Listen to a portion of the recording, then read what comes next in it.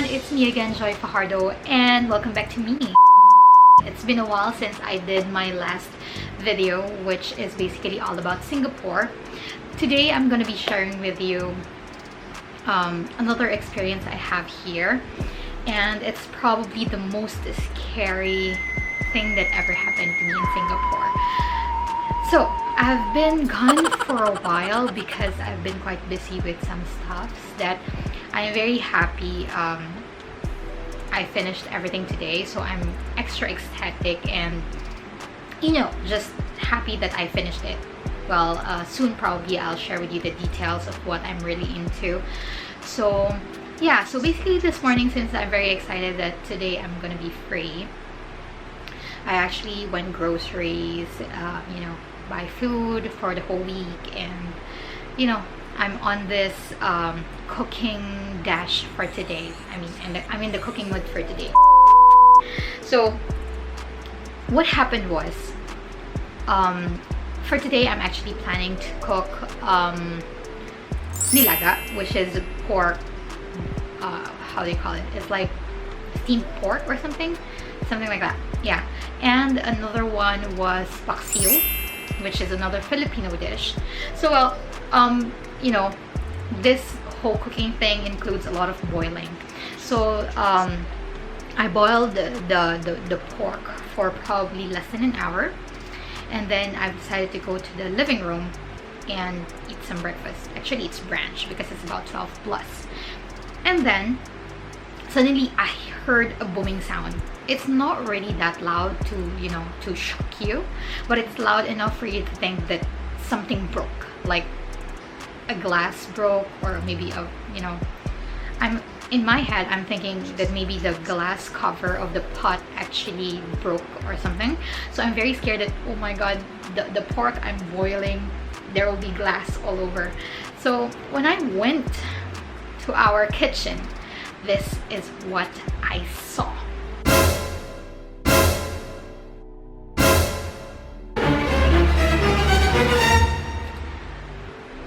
It literally shocked me because I didn't expect the whole fiberglass below the stove to just collapse.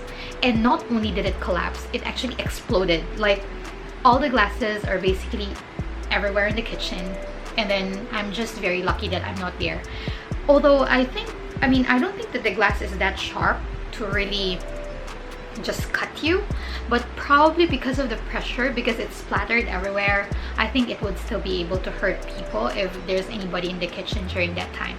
So I'm just very lucky that I went to the living room and ate my brunch. If not, anyway, so yeah, what I did was I waited a while. 2,000 years later. I went back to the living room because I can still hear some cracking sound, like it's still collapsing. And after a while, when the cracking sound subsided, I went back to the kitchen and take a few shots of the whole thing, which is the photo I've shown earlier, and send it to my husband and send it to the agent. It took a while before the agent actually get back to me, and during the time that she got back to me, I already managed to call the repair center and ask them, how is it like? What should I do?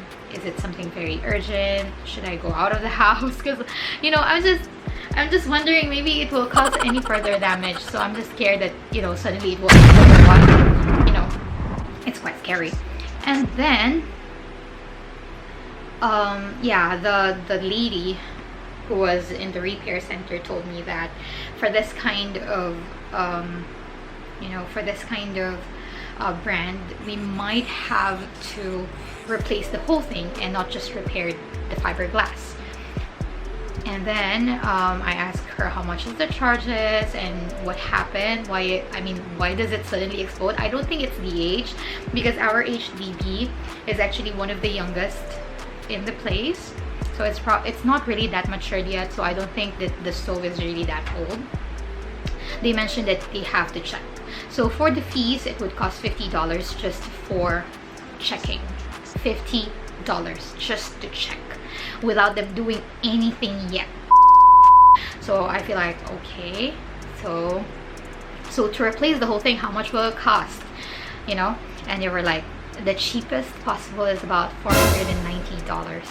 And I was like, I'm not gonna pay for this. You know, I mean, $490 is $490, you know. So I was like, okay, I'm gonna have to contact the owner and ask her what to do. I mean, at the end of the day, if I don't want to replace it, then she should be replacing it, right? Because it's her house. So she gave me a range. She said that the cheapest would probably go $490. The max probably, if we have to really replace everything and do the cuttings and stuffs, including all the service charges, would go around $650. And yeah, I told this very kind lady who assisted me that I'm gonna call back. I need to talk to my agent and to the owner before I do anything. And then yeah, luckily after just a few moments after I hung up, our agent actually called back and asked me what happened. She sounded concerned. Yeah, so which makes me quite relieved, because I just feel like at least you sympathize to what happened. If I'm there and I'm cut and I'm bleeding and all, I probably will just, you know, I mean, at least I have some sympathy. And then she asked me what happened, and then so she was like, I also need to talk to the owner before we can do anything, because by right in the contract it would say that the first $150 should be covered by the tenants, and then the subsequent charges should be covered by the owner. And I was like, that's fine. The first $150, I mean, there's 6 of us in the house. $150 will be more, you know, will be more bearable because there's a few of us. And then she mentioned that I told her that, I mean, it's quite urgent because it's something concerning stove, and you know, it's quite dangerous to just leave it lying around like that. I don't even want to touch it. Until now, the stove is still there and I never touch it. I mean, I cleaned the floor, I cleaned the space on the side, but I never touch the stove. I don't want to touch it at all. I just basically took the pots out of the stove, and then I put it on a different like a cork board, and then after that I was like, I'm out of here.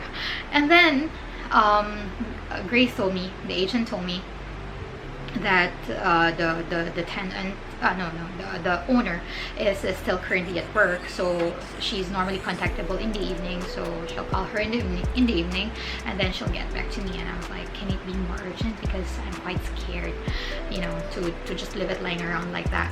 And then she's like, you can actually proceed with the checking if you are quite scared of, you know, what caused it, and if it's safe now, what needs to be done and all. Anyway, at the end of the day, we'll still have it. We'll still need to have it checked. And then yeah, so I called back again the repair center, and then they told me that the earliest possible will be tomorrow. So I'm pretty sad because, you know, I'm so excited to do my cooking dash today, and I just went overboard and buy a lot of fresh meat today. So if it won't get fixed in the next few days, I don't think my fresh meat will be that fresh after those days. So RIP fresh meat. But anyway, now it's quite quiet, so I just hope that everything will be okay. And yeah, I'm just waiting for my housemates to reply me, because I asked them if somebody's available tomorrow 11 to 1 p.m.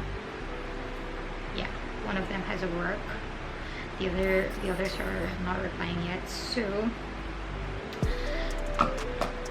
I guess I'll just have to wait until then. I mean, until they reply me to schedule an appointment with the guy to come down and see what needs to be done and all. Hopefully we don't have to pay that much. I don't mind paying the $150, but I hope that the owner would not give us like a budget, because I told Grace that I'm just scared that she will give me a $350 budget, and I don't know how to find or where to find a $350 worth of stove, right? So yeah, I guess this is the most scary like incident I've got here in Singapore thus far. To be honest, I cannot really decipher what really happened. As I've mentioned, our house is one of the newest in town, and yeah, we've been really cooking there for a while, and it never really have that, and it's the first time it happened. I mean, for it to crack is one thing, for it to explode is another thing, and it's really very scary, you know. Let me show it to you guys in on actual, like how it literally looks like. So sorry, my room is a bit messy, but I just really want to show it to you, like how it looks like right now. It's quite scary, like it's disaster. Okay, so sorry, my room is very messy. Okay, so here's our living room. This is where I'm sitting on earlier when I hear the booming sound, and then I went here. Here is our kitchen, so I just went here, and I literally see everything just splattered around here, like a lot of glasses. I'm not so sure if there's anything left right now, but okay, this is how it looks. Let me show it to you. All right, let me on the lights. Okay, so this is how it looks like. Like the name of the brand is actually right here, but you cannot even read it right. And you see, there's the whole thing just collapsed like that. It's crazy. I don't know what happened. Oh. Alright. So it looked like that. I can't imagine if a mom is cooking and she has a kid beside her. I mean, I don't know. Let me show it to you. Like, just see. I don't know what happened. I really don't know what happened. And then this is what I'm cooking. So I mean, the meat is cooked. I mean, this is pretty much okay. It was pretty much cooked, but this one, I'm just literally still boiling it. It's still a long way. Bacon and some of my coconut juice.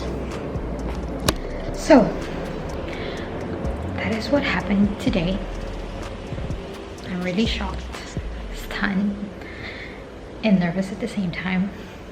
And my husband's not here, and I think he's worried now too. But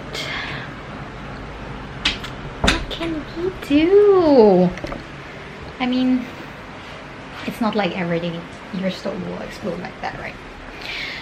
So yeah, I guess my lesson for today is